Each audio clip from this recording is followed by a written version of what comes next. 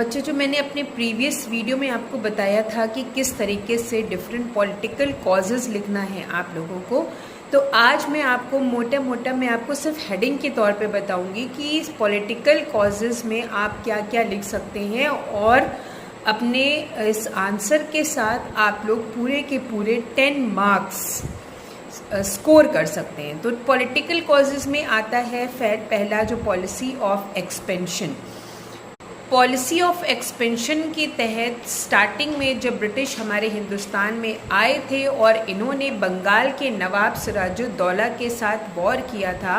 तो इनकी पहली जो ट्रिक थी वो थी बाय आउटराइट वॉर्स, यानी कि जंग करके हमारे हिंदुस्तान के राजाओं को जीतना और उनके राज्य को हड़पने की नीति। सेकेंड था सब्सिडी अलायंस, जिसमें कि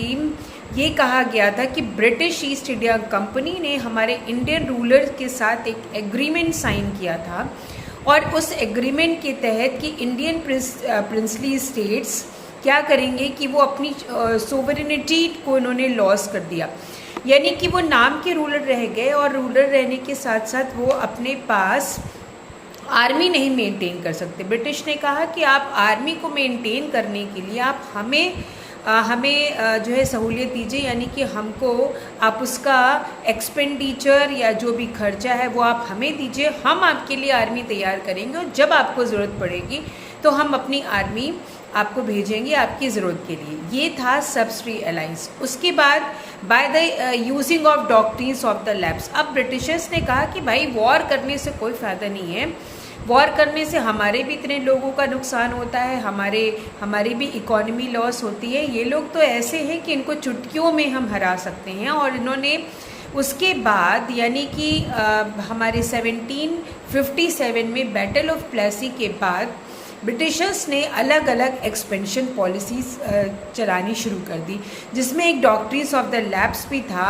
इसमें जो इस पॉलिसी को यूज़ करने के लिए लॉर्ड डलहौजी ने ये एक अनाउंसमेंट किया था कि हमारे हिंदुस्तान के जितने भी शासक हैं उनके अगर अपनी संतानी होगी तो वो एडॉप्टेड बच्चे को उत्तराधिकारी के रूप में स्वीकार नहीं करेंगे, बल्कि उनका राज ब्रिटिश एम्पायर में मिल जाएगा। तो इसके तहत करीबन 5 स्टेट्स झांसी, सतारा, नागपुर, संबलपुर, ये कुछ स्टेट्स ऐसे हैं जिसको कि ब्रिटिशर्स ने हथियाया। उसके बाद फिर था प्रीटेक्स ऑफ दी एलेक्ड मिस रूल, मतलब कि हमारे लखनऊ के जो नवाब थे सिराजुद्दौला, उनको नाकारा घोषित कर दिया गया था। हालांकि उनकी बेगम हज़रत महल ने